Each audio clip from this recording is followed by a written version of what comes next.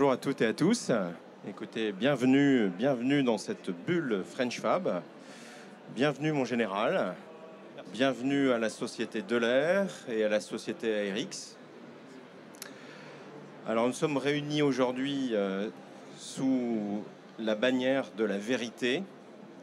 Et pour cette table ronde, c'est important que j'introduise une première vérité, c'est que la défense est devenue vitale dans le monde que nous connaissons. C'est la première vérité. La deuxième vérité, c'est qu'elle est devenue intensément technologique.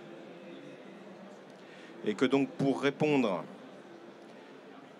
à cette intensité technologique, eh bien, il faut que la défense et les armées, notamment les armées françaises, puissent s'appuyer sur des PME innovantes pour essayer d'inventer des nouveaux produits et des nouveaux services et d'avoir une défense la plus agile et la plus efficace possible. Alors derrière, évidemment, et ça va être l'objet du débat, c'est de se dire, mais comment on fait pour effectivement bien travailler entre une grande institution qu'est l'armée française et des startups et des PME innovantes, et surtout, qu'est-ce qu'on va essayer de résoudre. Et qu'est-ce qu'on va essayer de résoudre? C'est quand même le sujet majeur de n'importe quelle start-up ou de PME qui veut répondre à un besoin. C'est d'essayer de bien comprendre le besoin. Donc de quoi a besoin l'armée française aujourd'hui pour être performante sur le terrain et donc nourrir les cahiers des charges de nos PME et de nos start-up. Voilà. Donc je vous souhaite un très très bon talk. Je vais passer la main à Caroline qui va animer cette table ronde de manière brillante. Je vous souhaite un très très bon big et de très bons échanges. Merci à vous. Merci. Merci Mathieu, bonjour à tous. Donc Caroline Jadot, je suis responsable de développement au sein de la direction du conseil chez BPI France.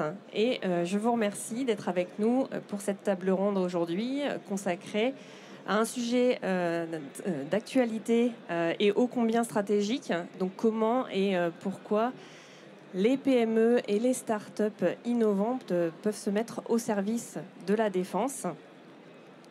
On connaît aujourd'hui un peu le contexte. On est dans un contexte de transformation rapide des menaces. Mathieu l'a dit, d'accélération technologique, de montée en puissance des enjeux de souveraineté. Et dans ce contexte, il est vrai que la défense a des besoins grandissants d'agilité, d'innovation et de partenariats solides à mettre en place avec les acteurs économiques. Et donc pour en discuter aujourd'hui, j'ai le plaisir d'accueillir le général Bruno Baratz. Bonjour mon général et merci d'être avec nous. Général du corps des armées en charge du commandement du combat du futur. Et deux entreprises innovantes, donc Léa Benassem, directrice des affaires publiques France et Europe chez Delair, qui est donc une entreprise spécialisée dans la conception et la fabrication de drones. Et Go Mayounov, qui est avec nous également aujourd'hui, qui représente la société ARX System, dont il est le président et qui l'a cofondée et qui propose notamment une solution de propulsion omnidirectionnelle pour drones. Alors, mon général, pour commencer, j'aurais aimé vous interroger un peu sur les mutations du champ de bataille que vous observez aujourd'hui, notamment en termes de technologie et de doctrine. Quelles sont, selon vous, aujourd'hui, les grandes évolutions à l'œuvre? Alors, merci beaucoup pour cette invitation. Bonjour à toutes et à tous. En fait, ce qu'on observe sur les différents champs de bataille et ce qu'on arrive à définir dans nos travaux de prospective, c'est qu'on va vers des champs de bataille que vous observez aussi, comme moi, sur l'Ukraine ou ailleurs, soit en Arménie ou ailleurs. On va vers des systèmes où les champs de bataille sont de plus en plus contestés, dans le sens où les champs de conflictualité se sont élargis. Ils se sont élargis, pourquoi? Parce qu'aujourd'hui, systématiquement, il y a du cyber, où on voit que chaque opération est précédée d'une opération de cyber. On voit que le champ s'est élargi également au champ cognitif. La propagande reprend un fort retentissement grâce aux réseaux sociaux, aux différents avatars, ainsi de suite. Et donc, on parlait de vérité. Effectivement, aujourd'hui, il est de plus en plus difficile d'établir la vérité ou de comprendre la vérité de ce qui se passe, parce que justement, la propagande est en train de reprendre un nouveau élan, justement grâce à ces réseaux sociaux. Au-delà du fait que le champ de bataille est plus contesté, on s'aperçoit aussi qu'il est de plus en plus transparent, parce qu'il y a une multiplication des capteurs sur le champ de bataille, qu'ils soient dans l'espace, bientôt dans la très haute altitude, qui est devenu un nouvel Eldorado pour beaucoup de monde, dans les avions, sur le sol, sur mer, des capteurs qui sont électromagnétiques, imagerie, également acoustique. Et aujourd'hui, ce qui est un peu différent de ce qu'il y avait autrefois, c'est que tous ces capteurs, toutes ces données, aujourd'hui, sont centralisées et peuvent être utilisées et exploitées par de l'intelligence artificielle, ce qui n'était pas le cas, de façon à trouver des cibles. Et donc ça crée une forme de transparence du champ de bataille avec une multiplication de drones sur le champ de bataille qui fait qu'aujourd'hui, il est très difficile de dissimuler son dispositif. Et en fait, on se retrouve un peu dans une situation d'échec où autour de la table d'échecs, tout le monde voit le dispositif, mais personne ne connaît l'intention de l'adversaire. Et donc l'idée aujourd'hui, c'est comment je trompe l'adversaire sur mes intentions, ainsi de suite. Ce champ de bataille, il est beaucoup plus létal, parce que les systèmes de frappe sont de plus en plus précis. Et ça, c'est aussi aidé par l'arrivée des algorithmes et de l'IA. Et quand c'est doublé avec la transparence du champ de bataille, on voit bien que ça rend le champ de bataille très dangereux, beaucoup plus exposé qu'il n'était jusqu'à présent, avec forcément des troupes qui sont obligées de se disséminer pour éviter d'être frappées. Donc cette transformation du champ de bataille fait qu'aujourd'hui, finalement, on se retrouve dans une situation un peu paradoxale où on voit tout et finalement on peut frapper tout le temps, à toute distance, de plus en plus profond. Et donc on arrive à une sorte de, ce qu'on appelle nous aux militaires, une sorte de neutralisation tactique, ce qui s'était passé en 1914 à l'époque aussi. Et dès qu'il y a un blocage tactique, il y a gel du front, on s'enterre et on essaie d'avancer petit à petit. Voilà. Et tant qu'on n'a pas trouvé de solution pour débloquer la situation sur le plan tactique, ça a peu de chances d'évoluer. En 1917, il y avait eu l'arrivée de la mécanisation et du char de bataille qui avait permis de redonner de la dynamique au front. Et donc la rupture tactique, c'était le char, la mécanisation. Aujourd'hui, ce qu'on observe, c'est que cette longue période de mécanisation du XXe siècle est en train de se transformer, de se refermer progressivement, avec un chevauchement, avec une tendance de fond que l'on observe, c'est la robotisation du champ de bataille, qui est de plus en plus présente, que ce soit les drones, les plateformes terrestres, navales, maritimes ou fluviales. Cette robotisation est une tendance de fond qui va se multiplier parce que le champ de bataille est de plus en plus dangereux, de plus en plus exposé. Il est de plus en plus dangereux d'envoyer des soldats là-bas. Et également, ça permet de compenser les sphères de ressources humaines, de recréer de la masse, là où il est de plus en plus difficile de créer de la masse humaine, comme on l'a pu le connaître dans les précédents conflits. Donc on voit bien que cette tendance de fond va forcément et foncièrement transformer la façon de conduire les opérations et transformer nos capacités militaires. Dans ce contexte, de fait, est-ce que vous pouvez nous parler un peu des besoins spécifiques de l'armée de terre pour faire face à ces transformations et la manière peut-être dont ces besoins structurent les travaux du commandement du combat du futur? Alors les premiers besoins, c'est avant tout de la protection de nos forces. Dans ce champ de bataille qui est devenu de plus en plus dangereux, de plus en plus exposé, il faut être capable de survivre. Et donc le premier objectif pour nous, c'est survivre et donc arriver à trouver le bon curseur également face au système d'agression adverse, où on voit qu'il y a un mélange aujourd'hui qui se développe entre la masse et la haute technologie. De plus en plus, on voit apparaître des systèmes de saturation des dispositifs, des drones à bas coût, qui sont là pour finalement saturer le dispositif adverse et faciliter l'exploitation par des systèmes de plus haute technologie, plus chers, plus performants, mais qui vont profiter des failles créées par les systèmes de saturation. Donc aujourd'hui, on voit bien que notre premier souci, c'est comment arriver à protéger nos unités, parce que historiquement, les armées occidentales avaient la supériorité aérienne. Demain, la supériorité dans la très basse couche, c'est-à-dire la zone où volent tous nos drones, ben celle-là, elle n'est plus du tout garantie et il y aura toujours des choses qui vont voler à ce niveau-là. Et donc, il faut être capable de s'en prémunir avec des systèmes qui ne coûtent pas trop cher, parce qu'il est complètement incohérent d'utiliser des systèmes qui coûtent des millions pour abattre des drones de quelques milliers ou centaines de milliers d'euros.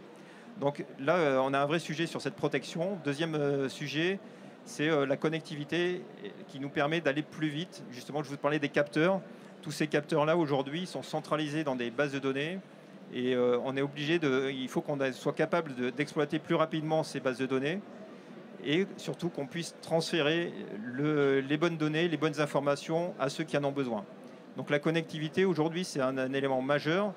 Et on voit aujourd'hui se développer des systèmes hybrides, comme les systèmes de constellation très basse couche, les systèmes 4G. Et donc on utilise de plus en plus des systèmes civils pour transférer nos données. Et le système militaire, finalement, arrive en deuxième partie. Donc la connectivité est majeure parce qu'elle est aussi majeure dans le domaine de la robotisation, puisque si on veut aller vers de la robotisation, il faut être capable d'avoir ce système redondant qui permet de faire fonctionner les plateformes. Troisième besoin, finalement, c'est tout ce qui est létalité. On voit que nos systèmes sont de plus en plus précis et il faut être capable de frapper de plus en plus loin. Parce que je vous disais qu'avec la transparence du champ de bataille, en fait, on voit tout. Et donc, forcément, les concentrations de force sont de plus en plus éloignées, finalement, du champ de bataille, de la zone de confrontation. Et il faut être capable de frapper de plus en plus loin, d'où le développement des munitions téléopérées longue distance, des frappes avec des missiles qui tirent de plus en plus loin. Et ça, c'est une tendance également de fond, c'est cette multiplication de la létalité. Et on arrive aujourd'hui à un système où le canon, le tir direct, finalement, c'est un peu la baïonnette d'hier, c'est-à-dire que c'est le dernier recours. Et la priorité, ça sera de frapper à distance. Et il nous faut de plus en plus de systèmes bas coût ou plus évolués qui permettent de ces frappes à distance. Voilà un petit peu pour vous décrire les besoins, les grands besoins de notre armée de terre. Merci mon général. Je vais maintenant donner la parole à deux entreprises qui incarnent justement cette capacité d'innovation dans le secteur de la défense. Et je vais commencer par toi, Léa. Est-ce que tu peux nous parler un petit peu de l'ER, votre positionnement sur le secteur de la défense et l'originalité de votre technologie? Oui, bonjour à toutes et tous. Alors, pour commencer, Delair, c'est une PME, bientôt une ETI, qui a été créée en 2011 et qui conçoit, fabrique et opère des solutions robotisées, donc des drones aériens mais aussi sous-marins pour deux grands secteurs, l'industrie et la défense. Donc pour tout ce qui est civil, nos drones vont faire de l'inspection de pipeline, de voies de chemin de fer, ce qu'on a fait pendant les JOP 2024 pour la SNCF. Et pour la partie défense, on va faire de la surveillance, de la reconnaissance, du renseignement, de l'acquisition de cibles et de la munition téléopérée. On est rentable depuis 2020. On a réalisé l'année dernière un chiffre de 30 millions d'euros de chiffre d'affaires. Soit 3 fois le chiffre de l'année précédente. Et pour cette année, on a un prévisionnel entre 50 et 60 millions d'euros. Donc une entreprise en forte croissance. On a plus de 200 collaborateurs sur 4 sites maintenant. Toulouse, notre siège social, Marseille, Grenoble et Paris, où on a un bureau de représentation nationale. Ce qui nous caractérise, je crois, c'est effectivement cette dualité, puisque initialement, nos drones étaient quand même conçus pour le secteur civil. Et puis, on a eu des drones pour la défense qui ont commencé à voler en Ukraine en 2016 pour les accords de Minsk, pour respecter les frontières. Et avec l'invasion de l'Ukraine par la Russie, effectivement, on a pris un tournant sur les sujets défense où on équipe les partenaires ukrainiens massivement, ce qui fait qu'aujourd'hui, on est à un chiffre d'affaires, à une répartition activité défense à 80% et plutôt 20% pour le civil, mais on essaye de vraiment rééquilibrer cette dualité. Donc la dualité est le fait d'avoir plusieurs produits dans une gamme. Et pour que la dualité fonctionne, en fait, chaque vecteur peut être utilisé à des fins civiles et à des fins militaires. Et nos drones sont conçus en mode open payload, ce qui signifie que, en fait, vous pouvez adapter la charge utile aux besoins de la mission, tout simplement. Cette dualité, elle nous permet de mutualiser nos coûts en recherche et développement. Elle nous permet d'aller chercher des financements. Elle nous permet d'attirer des talents qui ne souhaiteraient pas forcément travailler pour un pure player défense. Mais cette dualité, elle nécessite un positionnement qui est très exigeant, puisque les besoins militaires demandent des durcissements, des conditions d'interopérabilité, de cybersécurité, d'habilitation des personnels qui travaillent sur vos sites de production. Et donc, il ne faut pas s'imaginer que c'est très facile de travailler dans le secteur de la défense. Mais pour nous, ce positionnement est absolument stratégique et participe à la souveraineté technologique française et européenne. Merci Léa. Même question pour toi, Hugo. Qu'est-ce qui distingue ARX Systems et comment vous avez abordé cette collaboration avec le secteur de la défense? Merci pour la question, merci pour l'invitation aussi tout simplement. Globalement, pour présenter rapidement ARX Systems, donc on est une société qui avons recréé une propulsion dite omnidirectionnelle. C'est une propulsion tout simplement qui permet d'augmenter les capacités aériennes des appareils volants. Donc globalement, c'est d'avoir le meilleur compromis en termes de drones, en termes de capacité aérienne, que ce soit en termes de manœuvrabilité, de vitesse, de précision, de stabilité. Et donc globalement, nous, ce dont on est parti en fait d'une approche roboticienne, contrairement à nos, on va dire, nos confrères historiques qui sont plutôt d'une approche logicielle ou je dirais plus de l'aéro, du monde de l'aéro. Et globalement, nous aujourd'hui, on s'est positionné en faisant sur 2 piliers principaux, à savoir un positionnement d'équipementier systémier, en proposant justement notre critère différenciant, la propulsion et l'autopilote, à savoir le logiciel qui permet de faire voler ces appareils-là, ou d'un autre côté, une plateforme dite agnostique, agnostique en termes d'intégration, donc agnostique en termes de mission, de C2, de logiciel qui supervise la mission, d'IA embarqué, de charge utile et de télécommunication, justement pour s'adapter au mieux à l'environnement dans lequel on évolue. Et globalement, nous, le secteur de la défense, ça a été par choix, de par aussi, je dirais, la capacité technologique de nos appareils, que ce soit majoritairement pour des sujets de munitions téléopérées, mais majoritairement de lutte anti-drone, où aujourd'hui, vitesse et manœuvrabilité sont 2 critères nécessaires pour pouvoir intercepter au mieux un appareil qui vole. Et au-delà de ça, on travaille aussi pour le secteur civil. C'est aujourd'hui d'ailleurs la majorité de notre chiffre d'affaires aujourd'hui, sur de l'inspection industrielle de contact. Et si je devais résumer en quelque sorte un petit peu le positionnement global d'ARX, c'est plutôt d'être, en tant que nouvel acteur, je dirais, c'est plutôt d'être dans la chaîne de la valeur de l'écosystème défense, la chaîne de la valeur de l'écosystème drone, en ayant soit une approche plutôt dite OIM, de fournisseurs de composants, ou directement de plateformes prêtes à être intégrées auprès des grands acteurs historiques et dronistes que l'on connaît aujourd'hui. Merci Hugo.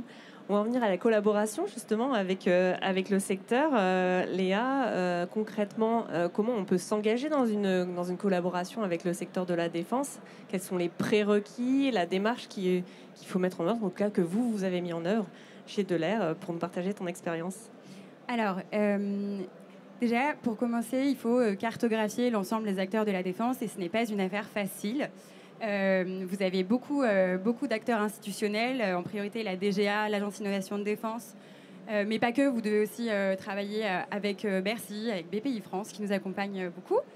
Vous avez aussi des groupements professionnels nationaux comme le GICAT, le GICAN ou le GIFAS qui vous permettent aussi d'accéder à l'information stratégique et d'être à la bonne place au bon moment, au bon endroit. Nous, ça a été absolument essentiel d'être au plus près des forces. Le DT-46, qui est notre drone phare, il a été vraiment développé main dans la main avec l'armée de terre, avec la STAT, la section technique de l'armée de terre. Ils étaient présents dès les premiers vols, les premiers crashs, les premiers bugs, et ça nous a permis d'aboutir à un produit qualifié pour lequel les forces sont très satisfaites. Vous avez aussi des salons sur lesquels il faut être présent, les grands salons incontournables que sont Euronaval, Eurosatory et le Bourget, et aussi des salons un peu plus spécialisés comme le Sofins. Vous avez également des accélérateurs au sein des groupements. Moi, je connais bien Generate parce que j'étais au GICAT avant aux affaires publiques, mais vous en avez dans chaque secteur naval, aéronautique et spatial, et donc terrestre. Et puis, il y a un échelon, je pense, qu'il ne faut pas négliger, c'est l'export. Vraiment structurer votre stratégie à l'export, puisque la commande publique nous crédibilise nos produits, mais ne suffit pas à ce que l'activité soit pérenne. Donc, voilà, l'activité à l'export est absolument importante et surtout ne pas négliger l'échelon européen. Il y a énormément d'outils en ce moment qui vous permettent, surtout pour des entreprises qui sont dans des chaînes de sous-traitance, d'aller trouver des partenaires européens, de vous faire financer par le Fonds européen de la défense, par Horizon Europe, de rentrer dans des consortiums et de pouvoir augmenter votre activité et développer votre R&D. On voit qu'il y a beaucoup de pistes. Merci Léa. Hugo, donc de ton côté, quels ont été les éléments clés qui ont permis à ARX Systems d'établir un lien avec ce secteur-là? Peut-être même avant de parler des éléments clés, aussi, tant qu'à faire, parler aussi des difficultés à accéder aussi à ce marché-là. Parce que je pense que je l'apprends à personne, mais le secteur de la défense, c'est un secteur qui a ses codes, qui a son inertie, qui a aussi son histoire. Et que par rapport à cela, si je résume, nous, quand on a créé la société il y a 5 ans, 2 ingénieurs sortis d'études sans forcément de connaissances dans le secteur de la défense et, si j'ose dire, pas forcément, qui arrivent en fait dans un écosystème déjà très établi historiquement. Globalement, il a fallu faire une phase, je dirais, presque de promotion, de donner connaissance en fait à ce que l'on propose au sein des armées, mais aussi au sein de l'écosystème dans lequel on évolue. Si je fais une brève parenthèse sur l'écosystème drone, quand on est arrivé, c'est à peu près 100 sociétés drone qui étaient présentes, donc 80% travaillaient déjà avec la défense. Et aujourd'hui, si on regarde, le chiffre a à peu près doublé. Vous en avez à peu près 200 acteurs, dont plus de 30% qui sont déjà des constructeurs. Donc il faut s'imaginer un DGA, donc l'organe qui aujourd'hui équipe les forces, si j'ose dire, qui doit faire le choix, arbitrer en fait tout simplement qui vont pouvoir soutenir, sachant que chacun a des super innovations. Même lorsque vous êtes différenciant comme nous et unique au monde, la réalité c'est que c'est une réelle difficulté que de pouvoir d'accéder à directement d'une part à la commande publique, mais tout simplement même accéder aux forces. De manière générale, même je dirais que, pour vous donner un petit exemple, hein, déjà, nous, il nous a fallu 2 ans pour accéder à un premier contrat défense avec des grands acteurs de la défense, et à peu près 4 ans pour travailler avec les forces pour la première fois. Donc ça donne un ordre d'idée à peu près du scope lorsque vous partez vraiment de zéro. En revanche, après, c'est aussi un secteur où il faut parfaitement comprendre où est-ce que l'innovation va s'employer. On parle de la DORES pour ceux qui connaissent, mais c'est compliqué de savoir. On a beau avoir la meilleure innovation, c'est pas demain la veille que les armées vont pouvoir les adopter. C'est vraiment c'est un travail dans le temps, et ce que disait Léa sur le fait de pouvoir tout simplement travailler, itérer au fur et à mesure pour que ce soit bien customisé pour les forces. De même que malgré toute la bienveillance qu'ils peuvent y mettre, parfois ils vont vous demander des moutons à 5 pattes, et d'un régiment à l'autre, ce ne sera pas forcément la même chose, et c'est toute la complexité que de pouvoir opérer dans cet écosystème-là. Je dirais, maintenant que j'ai dit, on va dire, les difficultés que l'on a, je vais plutôt venir sur l'aspect plus positif, je dirais, en 4 points clés, globalement. C'est que nous, la solution, c'était globalement d'être le moins intrusif possible dans cet écosystème-là.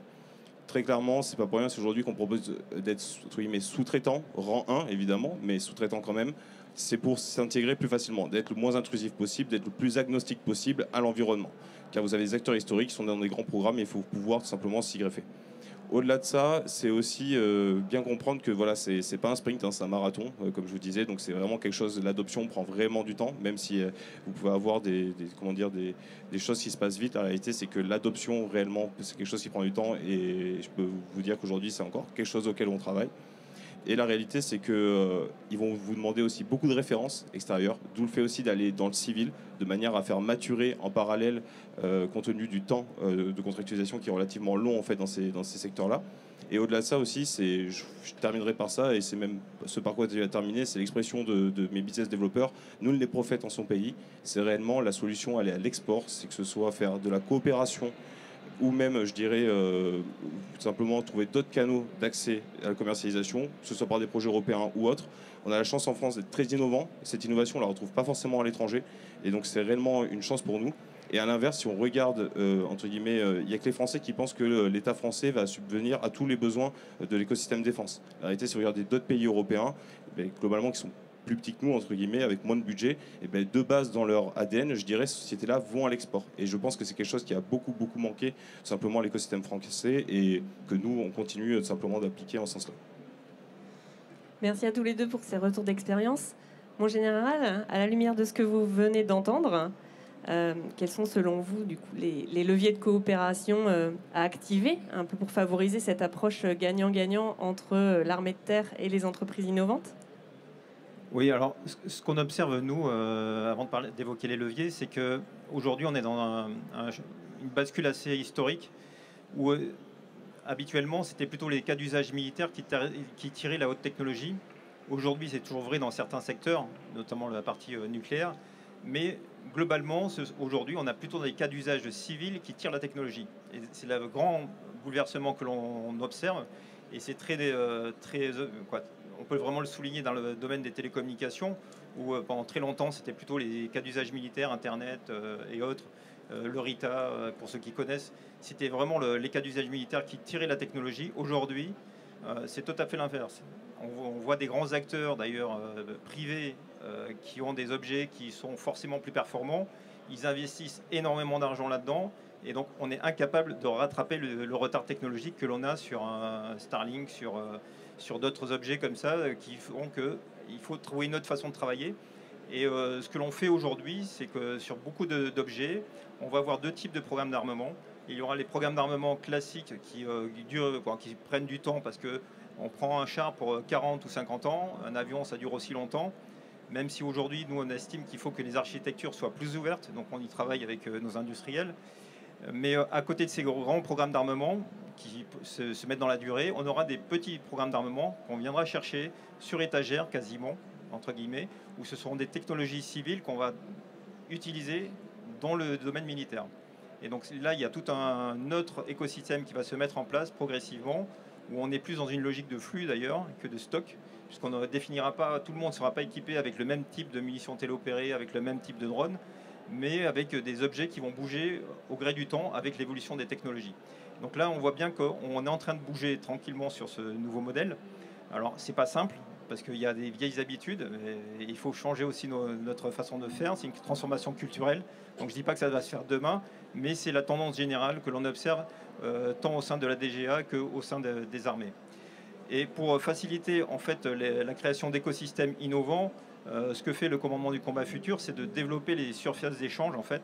Donc on a créé un événement qui s'appelait TechTer, c'était au début juillet, pour mettre en contact direct les startups, les PME, les grands groupes aussi qui avaient avec leur bureau d'études et les utilisateurs, de façon à ce qu'il y ait ce contact direct et cet échange direct, ce qui a permis aussi à certaines PME de travailler ensemble, de se repérer, d'échanger d'ailleurs, de créer cet écosystème-là. Et on a décidé cette année de créer ce qu'on appelle les pôles exploratoires, c'est-à-dire qu'un peu partout en région, on a créé des points de contact qui permettent aux industriels de venir développer leur système, de venir le tester sur leur terrain, et de façon à avoir un échange direct entre les industriels et les besoins opérationnels. Parce que ce qui manque souvent, c'est d'orienter la recherche, d'orienter vos produits, ou voir d'ailleurs si un produit qui est purement dans le domaine civil peut intéresser la défense. Donc on va créer ces pôles exploratoires, ils sont en train de se mettre en place au mois de septembre. On diffusera d'ailleurs l'information assez largement sur nos sites, de façon à ce que ceux qui sont intéressés puissent avoir des points de contact directs. Cet écosystème d'innovation est fondamental pour nous parce que ça fait partie aussi de la défense du pays. Pourquoi ? Parce qu'on s'aperçoit que lorsqu'on est dans le cadre d'une guerre de type industriel, comme on le voit à l'Est, il y a deux choses qui sont importantes. C'est la capacité de production. Donc on a besoin d'avoir des chaînes de production industrielles, vraiment industrielles, c'est-à-dire que pas de l'artisanat éclairé, vraiment de la production de masse. Et deuxième élément fondamental que l'on observe, c'est des écosystèmes d'innovation pour adapter les produits en continu, pour avoir cette adaptation continue de nos affaires, de façon à pouvoir... Plus proche. Une adaptation continue de nos affaires, puisqu'on voit aujourd'hui sur le front ukrainien, par exemple, que c'est quasiment tous les mois que les logiciels sont mis à jour pour contourner la défense adverse, des deux côtés. Et donc il y a cette dialectique permanente de l'innovation, et ça, il faut le préparer dès le temps de paix et créer des écosystèmes d'innovants dès le temps de paix. Merci à tous les trois pour ces échanges riches. Il nous reste un peu de temps pour prendre une ou deux questions, si vous en avez. Oui, bonjour, Olivier Doutrio, Société Techoptim. Mon général, je viens de vous entendre dire à nouveau que c'était un des enjeux importants, c'était la capacité à monter en cadence par rapport aux besoins des armées. J'entends beaucoup ce monde de la défense aller voir l'automobile sur le manufacturing lui-même. J'entends moins aller voir l'automobile sur l'ingénierie pour rendre fabricables plus facilement les produits que vous concevez. Ouais, alors effectivement, alors, on rentre dans la complexité du ministère de la Défense, parce que c'est plutôt un sujet de la DGA, mais on s'y intéresse aussi parce que il y a peu de temps, j'ai rencontré justement un ancien chef d'un centre de recherche d'une grande entreprise qui me disait, en fait, des démonstrateurs, il y en a énormément dans les armées, des passages à l'échelle, très peu. Et très souvent, c'est parce qu'on n'a pas testé l'industrialisation, en tout cas, on n'a pas vérifié que nos produits étaient industriels. Ils pouvaient être industrialisés ou rentrer sur une chaîne de production. Et ça, c'est un véritable enjeu sur lequel on va travailler parce maintenant on en est conscient. Et donc, en tout cas, c'est une de mes pistes cette année de travail avec la DGA pour voir comment on peut faire des premières séries de façon à vérifier l'industrialisation de nos produits. Je peux réagir ? Je t'en prie. Pour réagir également du point de vue d'un industriel, on nous a demandé de réfléchir à la massification industrielle de nos productions. Bon, alors, il se trouve que le drone, c'est un produit particulier parce que ça évolue très vite et la lutte anti-drone aussi. Donc, et comme vous le disiez très bien, le général, on ne peut pas faire des logiques de stock, c'est plutôt des logiques de flux. On a commencé à discuter très sérieusement avec des entreprises civiles qui sont des gros constructeurs, notamment automobiles. Le sujet, c'est que pour construire pour faire de la massification, il faut de la commande publique massive derrière pour que ce soit suivi des faits, parce qu'on ne peut pas massifier un produit sans que les commandes suivent.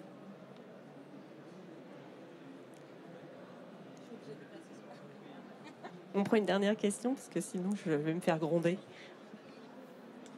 Bonjour, Florian Rodigier. Donc, bonjour Léa, bonjour Hugo, bonjour mon général. Excusez-moi, je n'ai pas retenu votre prénom. J'ai quitté récemment le monde de la défense, un grand acteur, le Missile français, pour monter une initiative personnelle pour me mettre au service de la défense. La difficulté dans laquelle je me trouve, c'est que les acteurs de la défense, lorsqu'ils intentionnalisent le single use, donc une application défense uniquement et pas dual, se retrouvent dans la difficulté suivante, c'est que ne souhaitant plus demander à l'État de financer le développement de ces équipements et désireux de proposer des équipements déjà disponibles et développés avec l'aide des forces par rapport à leurs besoins directs sans passer par l'effet de traduction de la DGA et l'inertie qui l'accompagne, se retrouve à devoir donc rechercher des financements dans une situation où le financement n'existe pas puisqu'il est retenu par les LPA, les critères ESG, puisque la défense est aujourd'hui encore un sujet litigieux quand il s'agit d'investir. Donc aujourd'hui, la question que je pose, elle est très ouverte, c'est comment permettre de faire émerger de l'innovation dans des startups ou même des groupes initialement civils au service des forces lorsque l'application est purement militaire. Moi, je peux y aller si vous voulez. Vas-y. C'est vrai que les banques ont pendant très longtemps eu leurs règles. D'ailleurs, il y avait une expression dans leurs critères, c'était les armes controversées. Ce qui ne veut rien dire, puisque en fait, la France est signataire de traités internationaux qui fait que les industriels n'ont pas le droit de produire ni de vendre des armes interdites par ces mêmes traités. Donc, il y a eu un dialogue de place le 20 mars qui a été organisé par Bercy et le ministère des Armées pour justement assouplir les conditions de financement des banques vers la BITD, la base industrielle et technologique de défense. Les choses avancent. Il y a aussi des référents défense qui ont été nommés dans chacune des banques, qui sont des experts qui connaissent les sujets et qui normalement doivent faire redescendre l'information et la formation au niveau des régions, parce que c'est souvent les petites banques en région qui ne souhaitent pas financer parce que c'est du létal, parce que ça tue, parce que risque à l'image, etc., etc. Et donc les choses avancent, même si on a pris conscience de la difficulté. Et par ailleurs, au niveau européen, la Banque européenne d'investissement, la BEI, commence à développer aussi des fonds qui sont spécialement dédiés à la défense, alors qu'avant, il fallait vraiment avoir une activité duale pour se faire financer. Donc oui, il y a un vrai sujet, mais les choses avancent dans le bon sens, je crois. Hugo, tu voulais réagir ? Peut-être pour rebondir là-dessus, parce que je comprends parfaitement le sujet et la thématique.